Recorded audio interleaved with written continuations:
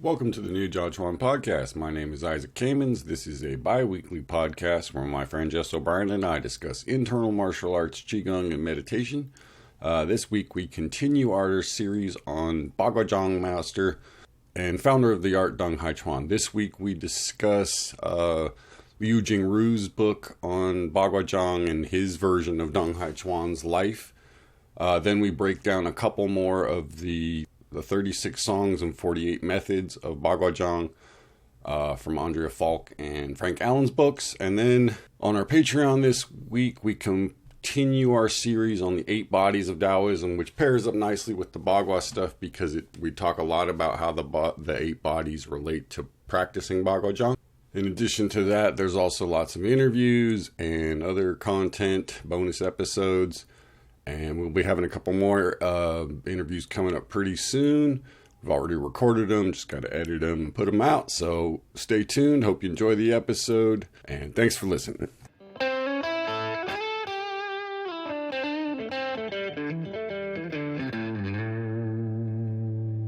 So turning back to our discussion about Dong Hai Chuan, the mysterious martial arts master who founded Bagua Zhang in the late 1800s.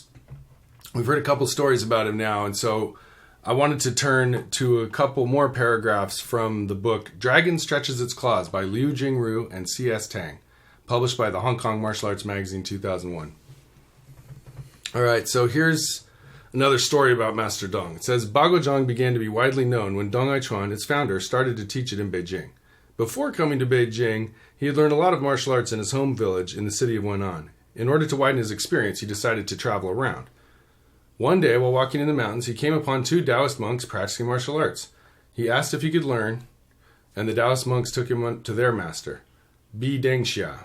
Dong stayed on and practiced under Bi for many years.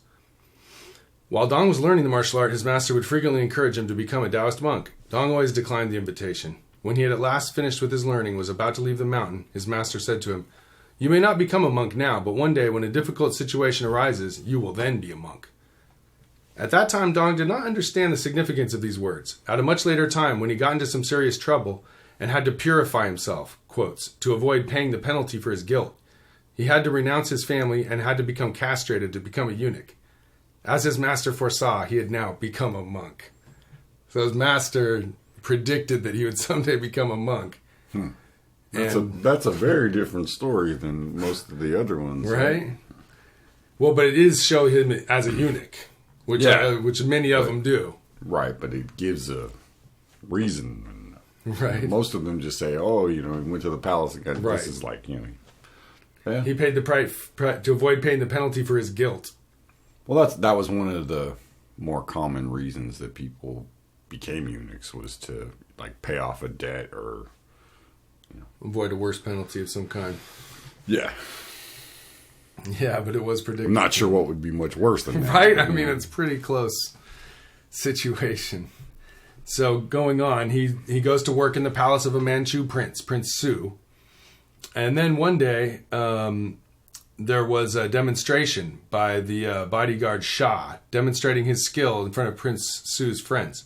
On that day, Shah performed his skills in the courtyard with a crowd gathered there to watch. The crowd so blocked the walkways to the courtyard that when the prince ordered to have tea brought in to serve the guests, none of the servants could get through the crowd into the courtyard. With little ado, Dong Hai Chuan leaped over the roof into the courtyard with tea in his hands and began to serve the prince and the guests. Once again, the Dong Hai Chuan as waiter. That's one that seems common. It seems to kind of weave the other stories that we read, it's kind of like putting them all together into one. Right, this one seems like it's bringing and maybe gathering a couple stories, right? Okay, yeah. The prince was amazed by Dong's nimbleness and ordered him to show his martial art. Dong then proceeded to demonstrate, spinning left and whirling right, overturning up and down as if he were flying. His performance was unfathomable. The prince was astonished and asked what his school of martial art was called. Although Dong had studied with his teacher for many years, he had never cared to know its name, and so he replied by coining a name impromptu on the spot, and answered 8 trigrams palm. The prince then assigned him the chief post in the palace. So that was it. He made up 8 trigrams palm on the spot. Just like, let's call it 8 trigrams palm. How's that? Which is interesting because that's kind of the opposite of the story that it's based, so deeply rooted in the Bagua, But well, I mean, he probably said that because it had something to do. Right. with Well, then again, Bagua, there you go. You know. But the idea he sort of made it up on the spot is kind of funny. But people were envious of Dong. They were envious of his success. They brought false accusations against him, and from there, he was welcomed into the homes of the imperial family. So he had to leave the palace. So that's the story of Dong Hai Chuan's life before he leaves the palace. And so we saw some commonalities there: the waitering, the ability to jump super high. Mm-hmm. What else? Taught by the Taoists. Right, but this sort of like I said, it puts it all together. It gives you the waiter story, the eunuch story, right? The criminal story, all of them kind of. And also the bodyguard Shah. He is a rival with Shah. Right. That guy he seems to be a constant character. So let's look a little bit at the next part from the same book where he describes Dong's life after he left the palace. So there's a couple paragraphs here. Dong taught everyone, but he did not teach everything to anybody, which is that's an interesting statement. You know, see what they're saying there? Where like, it seems like all his students got something slightly different. Like none of them got the whole system, maybe. Well, one of the things we looked at said that he, purposely or recognized that he probably couldn't pass it all on to one person, so he gave each guy, a piece of it or a couple pieces of it. So that they were. I think his image of it was they were all going to get together and hang out and share it after he died, but that doesn't usually happen. Right. Yeah, that seems like a possibility. One day, a certain couple was sitting in a room on the upper floor of the house. They heard a child laughing on the roof. They opened the window and they saw Dong Hai Chuan carrying a child on his back. He had just leaped up onto the roof with the child. Dong asked the child, "Shall I help you ride with the clouds to make you happy?" That made the child laugh even more. That's an odd one. Yeah, okay. That one only involves the jumping part. Please don't drop my kid off. Right? The terrified parents. Well, he sounds like a fun-loving guy, at least. On another occasion, Dong was with a large number of young students discussing martial arts. Dong became annoyed with a group of birds sitting on the rooftop. He leaped up onto the roof and he grabbed 3 of them. Astounded, the students begged for instruction in the leaping art. Laughing, Dong said, "Why would you want to learn this art? Are you planning to become thieves?" In the end, none was instructed in this leaping routine. So from this one, you can see the leaping ability is once again being highlighted, which it seems like this particular book has got a lot of the leaping stories in it.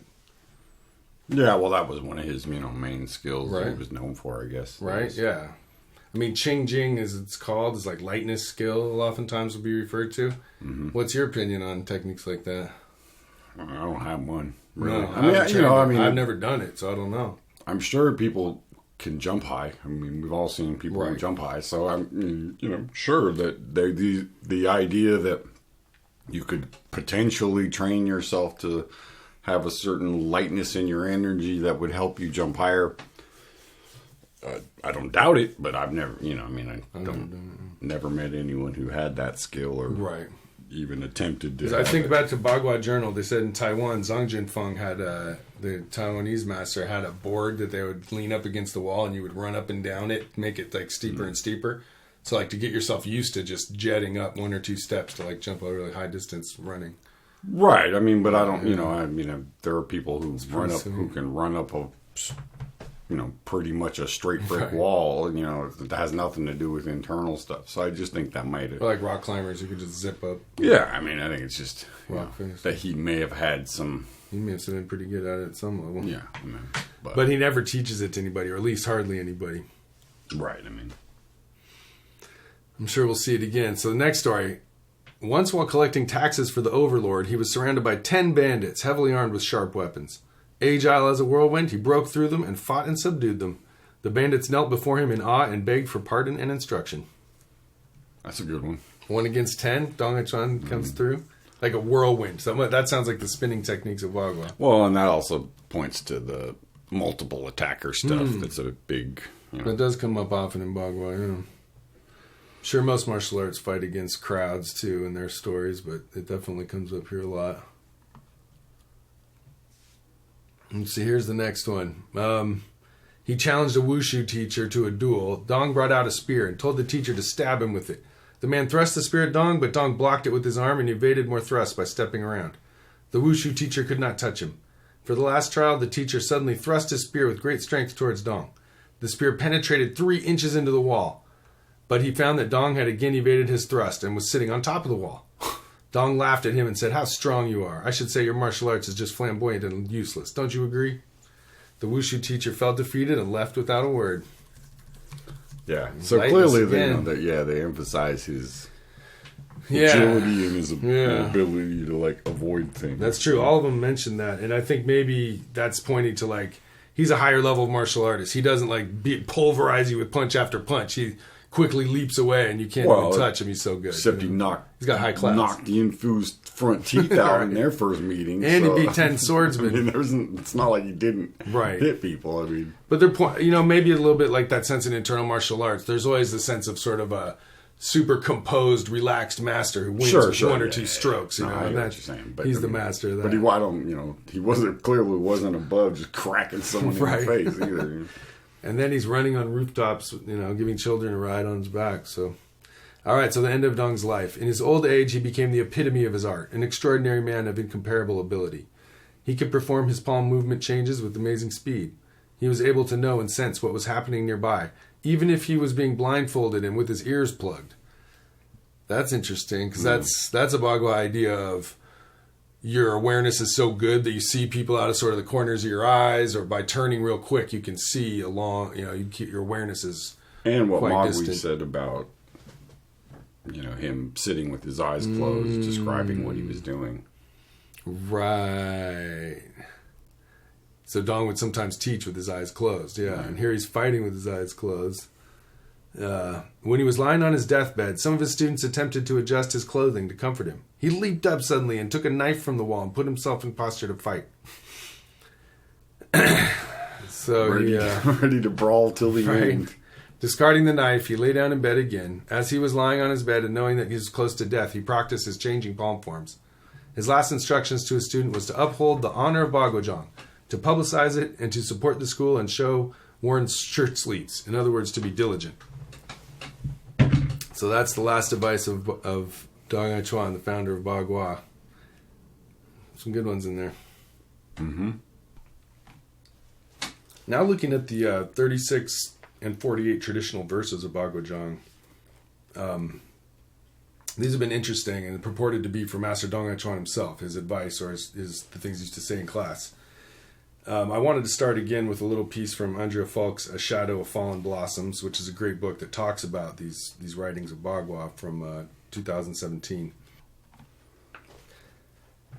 So Andrea mentions there's this Bagua cult, which is part of a Taoist movement that may have been revolutionaries in the late 1800s. And she says here, it has been suggested that the name Bagua Zhang comes from the Bagua cult, called Bagua Jiao, that appeared during the Qing period.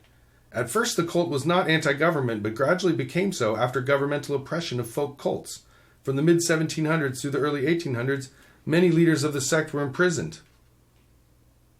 And the sect led uprisings from time to time. The growth of the Bagua cult coincided with the peak of popularity of Bagua Zhang in Beijing, the years 1866 to 1894. Analyzing historical materials, the appearance of Bagua Zhang during the Qing dynasty coincided with and was inextricably linked to the folk cult called the Bagua cult. And moreover, practically all Bagua Zhang practitioners were members of the Bagua cult.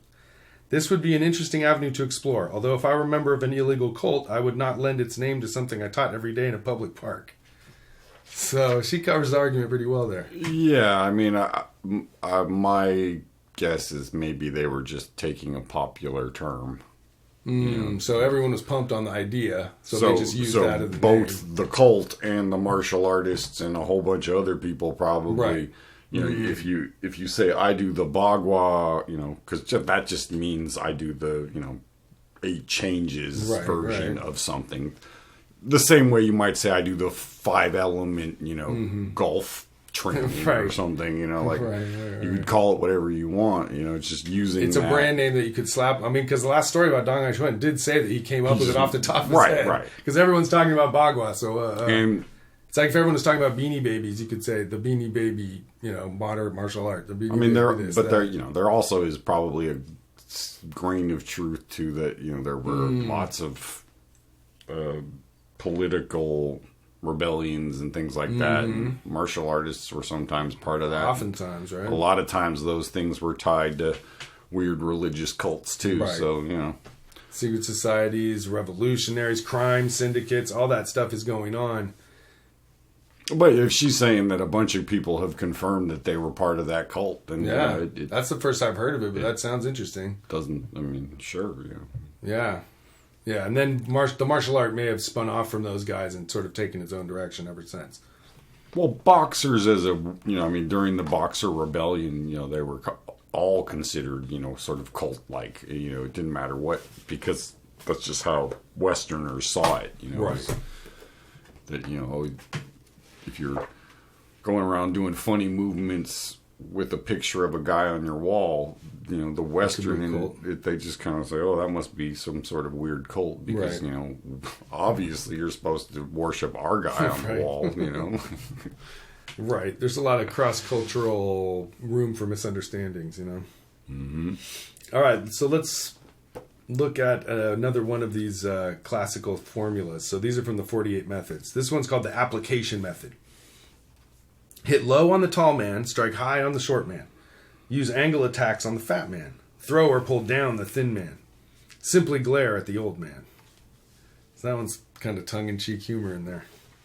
Yeah, it also has that thing of like, don't fight someone who's not worth fighting. But, why you gonna waste your time beating up on an old guy? Right. But it's also morality there. It's also, if you're an old guy teaching martial arts, kind of a nice little hook to put in there, like, hey, don't fight old people. That's, I'm an old person. But those first ones are sort of like, it's kind of the equivalent of, if they go high, I go low. If they go low, I go high. Sure. Right? You're just using opposites to not meet them force on force, right? Yeah. But you're trying to meet them somewhere else. Right. Go where their weakness is, basically. Right. Attack their weak point. You can use yanking on the thinner, weak, person with less weight, but a big fat person, you have to find the right spot to go after him because you can't just slug away at him. So that's a good one. Classic martial knowledge. Could go for any of these styles, probably. And so the next one is compressing the joints. 3 joints on the arms and legs. Palms coordinate with the steps. Shoulders, waist, knees, hips, and elbows are useful. Body moves to follow the steps. So it talks about the joints on the arms and legs. So that must mean the shoulder, elbow, wrist kind of combo that you often see. To me, that sounds like a rephrasing of the 6 harmonies thing. Sounds a lot like it, yeah. You're just pairing up body parts to be more stable. Yep. That's a big Bagua thing. And then palms coordinate with the steps. So once again, how many times it said it? Yeah, it's like the feet and the hands just have an obsessive connection. And then it just lists a couple of different ways to strike: knees, hips, waist, etc. Yeah, again, I think that's just the idea that your whole body is the weapon, right? Not just your fist. The body moves to follow the steps. Again, that emphasis on body, oftentimes in Bagua training, it's not just what you're doing with your hands, it's how you're using your body to power that action. So, it's a Bagua classic once again. So the next one, analyzing the opponent method. Many are the styles and variations in the martial arts. Mix long fists and short strikes. The quicker you are, the slower I am. Release power that is undefeatable. Release power must mean Fa Jing. Probably. But yeah, again, there's that opposite thing, right? You go fast, I go slow. The quicker you are, the slower I am. So that I can hit with my sort of whole body power at the right moment. But yeah, it's kind of just like a gangster rapper talking smack. It's like, yeah, there's a lot of these guys out there, but we're better than all of them. Well, that's what I mean. Most of these things are kind of sort of half instructional and half just promotional. It's like I kind of like him because a lot of the previous ones were a little bit theoretical or mystical, but his just sound like straight up. But slogans. most of them always end with something like, "If you do this, you will be invincible." Or, there's some sort of hook at the end. Yeah, there's a little pitch to it. Yeah, for sure. Because it's unwise to say, if you do what I do, nothing will. Right. You'll never fail, because lots of people fail. Right.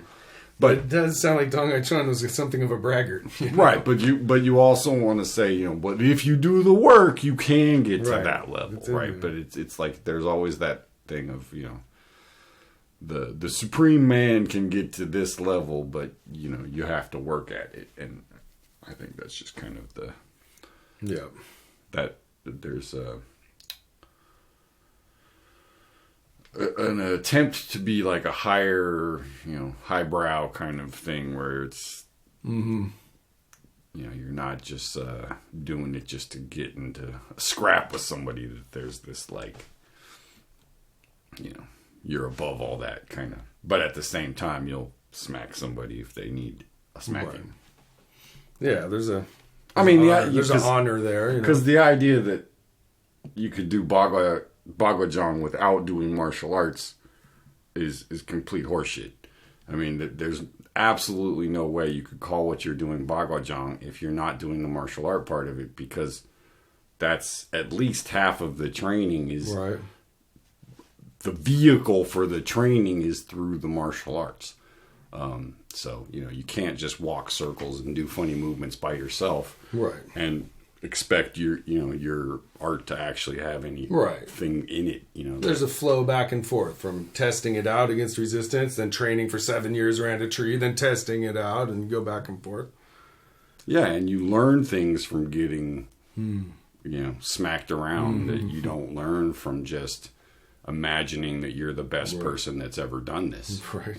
Because that's what everybody does when they're by themselves, is they think they're doing everything right and that they're probably the best person that's ever done it. Up there, And or at least top 10, right? Top 10. But then you go and you test it with somebody who, been doing it longer than you.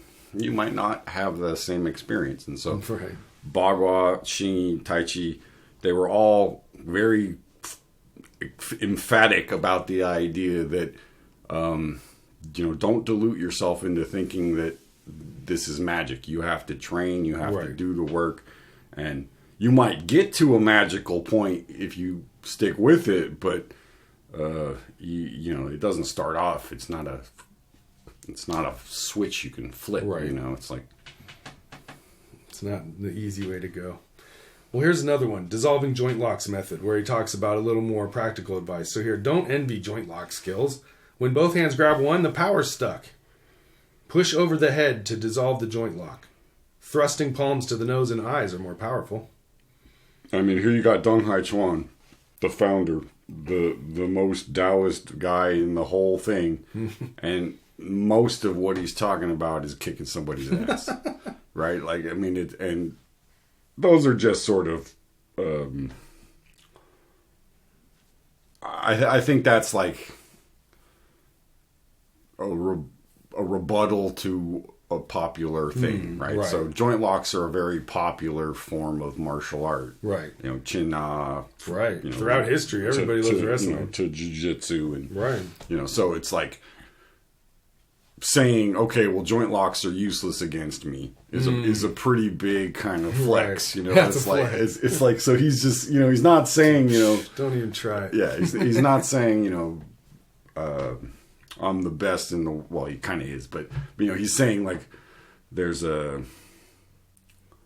just at a higher level, you're playing a different game, and that this sort of try to grab me and twist me thing just isn't going to cut the isn't going to cut the mustard.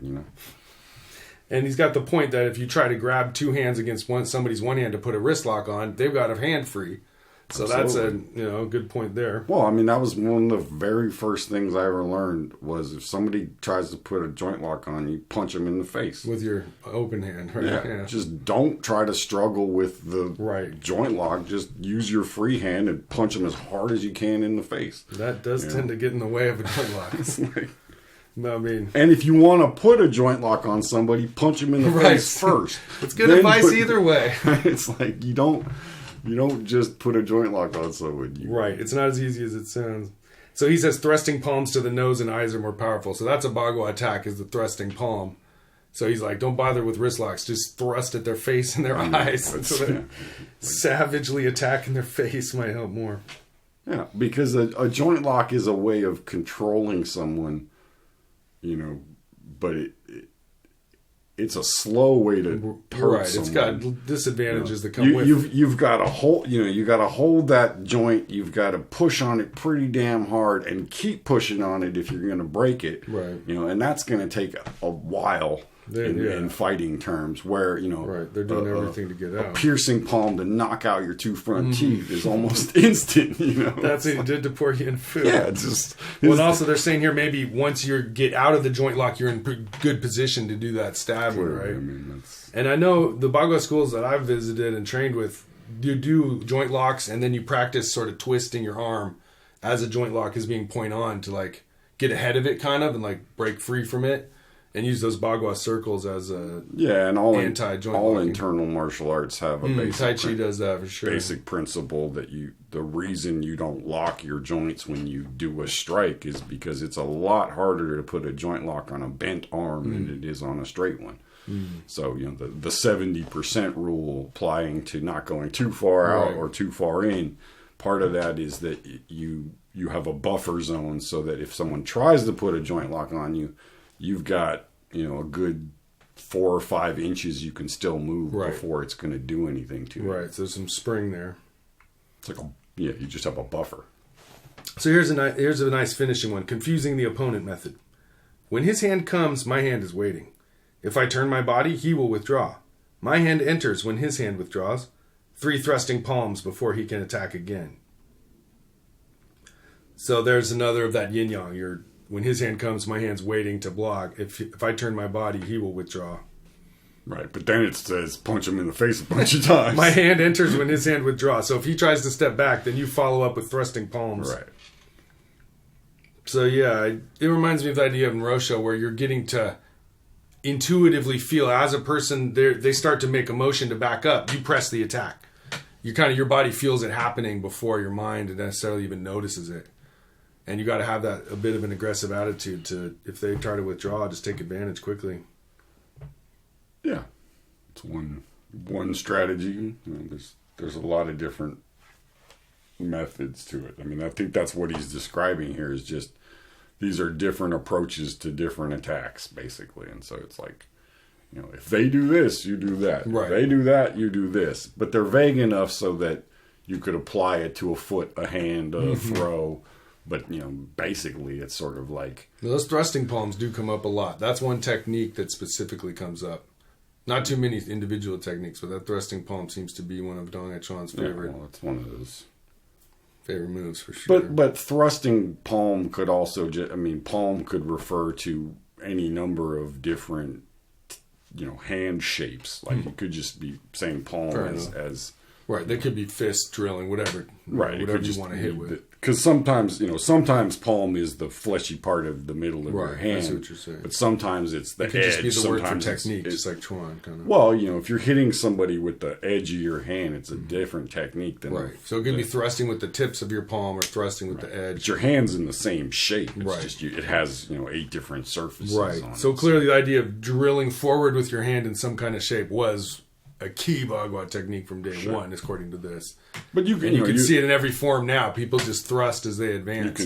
You can thrust with, a knife, a spear, a staff. So like there's different weapons you can do the same motion with. You're going to have to sooner or later thrust if you want to defeat your opponent. Yeah, I don't necessarily think they're saying you only are going to use one part of your hand. It's sort of like where the word fist doesn't necessarily always mean a specific the front part of your fist. It means the whole thing, and it means all the different possibilities. Right, and any piece of your hand can be, your palm in a sense.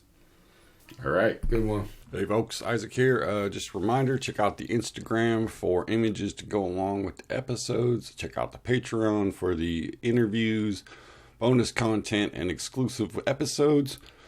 Thanks again for listening. Thanks for all your support, and take care of yourself.